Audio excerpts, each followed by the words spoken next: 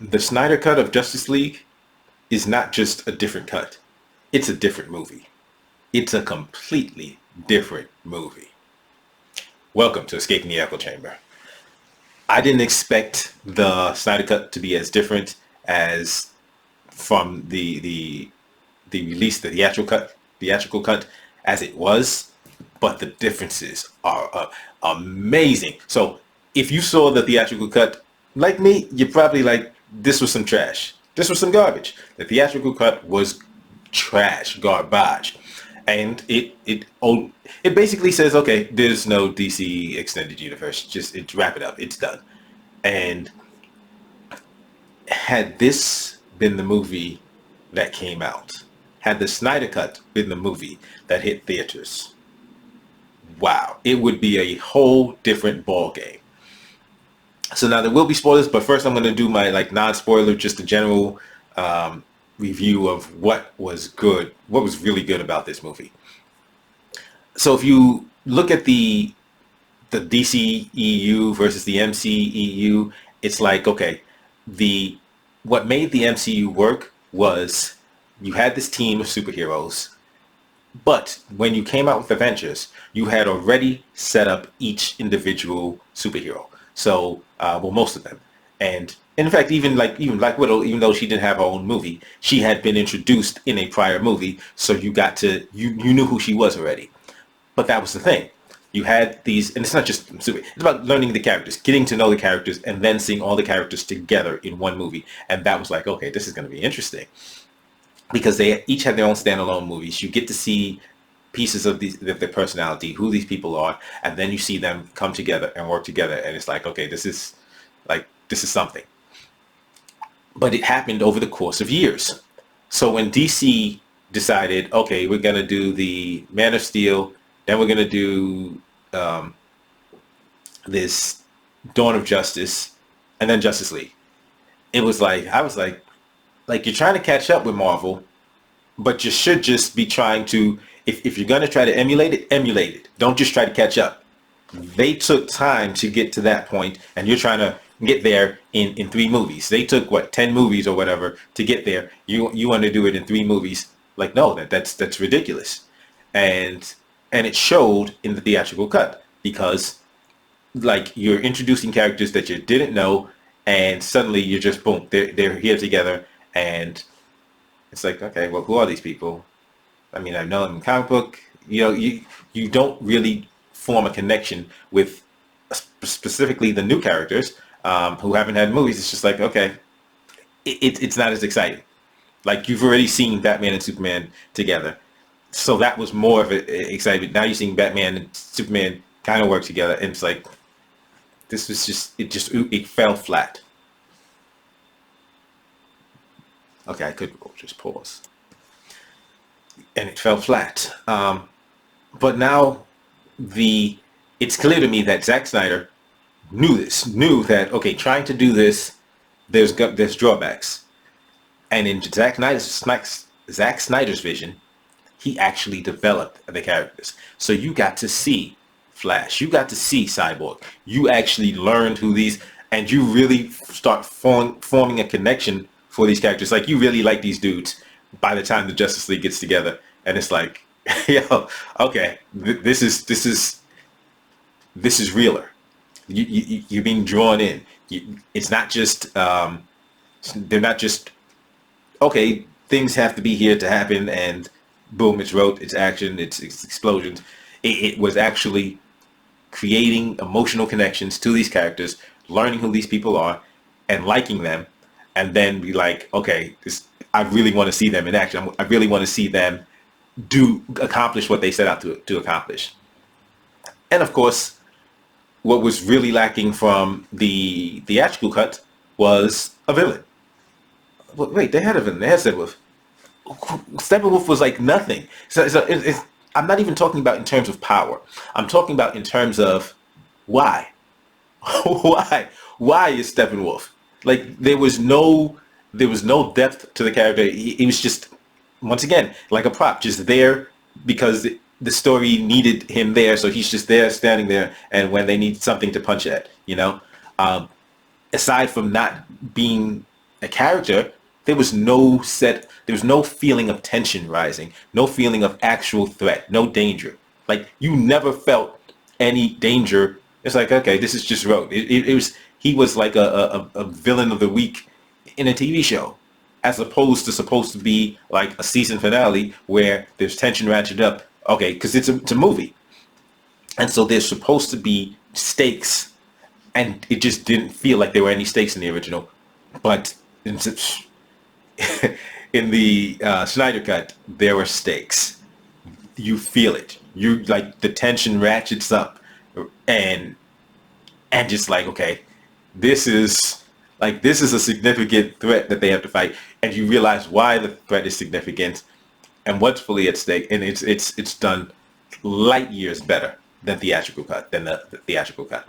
Um, so yeah, I mean the acting was good, and the editing. Okay, so when you watch the theatrical cut, it's kind of disjointed, not just because of the way the story is told, but like the actual editing. So like there's like now seeing it, he actually cut out frames.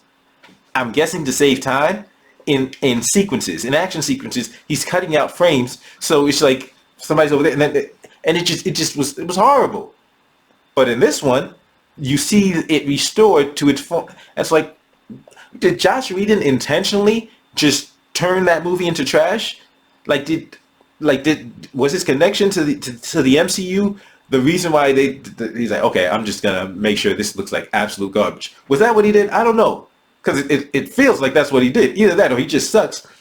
Which is with some of his properties. If you look at like, okay, this dude has ability. So what happened? What happened with the theatrical cut of Justice League?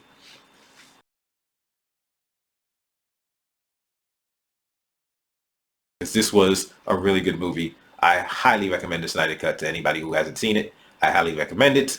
Take the time out to see it. 4 hours long. Definitely worth it. Great movie. And I hope DC continues from this point forward.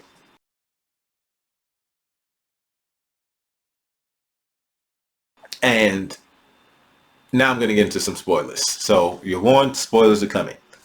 Uh, Silas Stone, Victor Stone's father, Cyborg's father. Wow, I was like, there's so much Joe Morton in this movie, so much. So he, instead of just showing up to get kidnapped and killed, like he actually, you actually see his relationship with Cyborg, and you see why it's strained because he was so dedicated to work. Um, Victor just didn't was resentful of him that he didn't, give him the attention that he wanted. And his mother, who was also a doctor, she was there. She like, and that's one of the lines he says. He's like, "Well, you make time for me. You make time to be here to watch. Like it's his football game, and he does the winning play." And she's like, "Your father loves you." And as they're having this conversation, the car gets struck. She dies. He almost dies. Everybody thinks he's dead, but that's when Silent Stone, Joe Morton, boom, uses the mother box to bring him back to life and make him cyborg. But then you have Flash, so you get to see this moment when he meets Iris West, and he's job hunting and everything. And so you like he's real quirky, but you see why he's doing this. So it's not just a conversation with his father in prison. Like this kid is going all out because he's trying to save his father. And like I'm saying, you really like these characters. You really get to see them. You really get a feeling for who they are, and so you're now emotionally invested. Takes it light years beyond the theatrical cut. And then Steppenwolf. Wow. Wow. Wow. Okay, so Steppenwolf was not the one that arrived at Earth and was defeated. Steppenwolf was at one point a trusted servant of Darkseid, but he betrayed him. And I guess because he was his uncle, he managed to live, but he's nowhere, like he doesn't even get an audience with Darkseid because Like, no, you have to prove yourself worthy again. And he is determined to prove himself worthy. Like and you feel the desperation from Steppenwolf. We get to see Darkseid, and we get to see the threat, the threat beyond the threat that would have existed in. And I don't know if they're going to. My theory is it depends on how successful and how well accepted and reviewed the Snyder cut is. That they might actually scrap, like, okay, the actual cut that didn't happen. This is canon. This is where we're going from. I don't know if that's what's going to happen, but that's my theory. Because if people love it, I'm pretty sure DC's going to say, okay, it's a go. We're going ahead with the story. Because yeah, like you get to see Darkseid, you get to see like this is a bad dude. And he's the one that is defeated, and then has to leave Earth, but he's pissed. Like he doesn't like losing. Number one. Number two, now he finds out that the anti-life equation is on Earth. And so like this is something that can allow him to just drastically expand his power and accomplish his aims. And he's like, I've been searching for this we're going to Earth. And so like it ends with Steppenwolf being killed, but Steppenwolf being killed, but Darkseid like, okay, so we're not going to be able to go to Earth through these tunnels, these portals, because they managed to stop that. But now he's like, okay, we're going to Earth because now this is beyond just like I don't give a damn about Steppenwolf. Steppenwolf betrayed me. He was trying to, it would have been great had he succeeded, because then that loss would have been like off my record. But more importantly is this anti-life equation. It's on Earth. I want it. I'm getting it. And leaving the end of the movie like with that threat looming, even after Steppenwolf is gone, it's just like wow. And then of course the prologue, the after, well, it's not even after credit.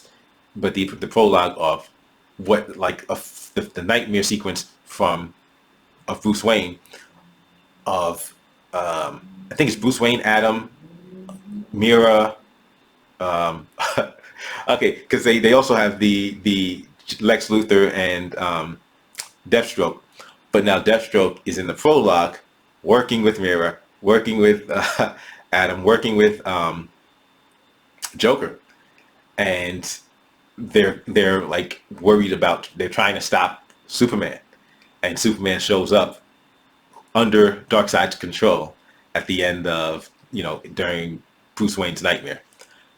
But after he wakes, and this isn't the first time that this character shows up, but Martian Manhunter shows up and says, hey, I'm in the fight. Something big is coming, something bad, and I'm here to help. Of course, I am like we really could have used your help. We really could have used your help when this other threat was here on Earth and attacking. And so that's that. And I've seen like some people say, yeah, it seemed kind of forced. Yeah, because if Martian Manhunter is going to show up, like he should have shown up then. Like, hey, like there's this huge alien force. He came down, took out the Amazons, took out the Atlanteans, and he's got all three mother boxes. Boom, he's putting them together. Like, we need to stop him. Like, we really need to stop him. And you get to see that. And one of the things, like, the explanations actually make sense now. Because in the theatrical cut, for Bruce Wayne, Batman to fight a parademon and know, oh yeah, they sense fear. What? Number one. Number two, how the hell did they get on Earth? Before Steppenwolf shows up, how are parademons on Earth? Like, that makes no sense. He's a scout. Like, it was dumb. The theatrical cut was ridiculous, and watching the Snyder cut, instead of not just being a good movie, should let you see how bad the theatrical cut really was. But yeah, from introducing, and then there's the lanterns. Like, that's Yeah, they really are doing a good job of setting up a possibility. I don't know if it's going to happen. It would be great if it did. Of a Justice League 2 continuing from Snyder Cut. That other movie like didn't exist. Like, hey, we've seen series lately reboot themselves, or even partial reboots off of just excising certain parts of the series. Like, okay, that was trash. We're starting off from this point, and it's worked. If you do it right, it can work. Will we see it? I really hope we do. Thank you for checking out this episode of Escaping the Echo Chamber. As always, give me a like, share, subscribe, comment. Do you agree? Do you disagree? If there's anybody that thinks the theatrical cut was a better movie, I'm really curious why. Let me know in the comments below. I'll see you next time.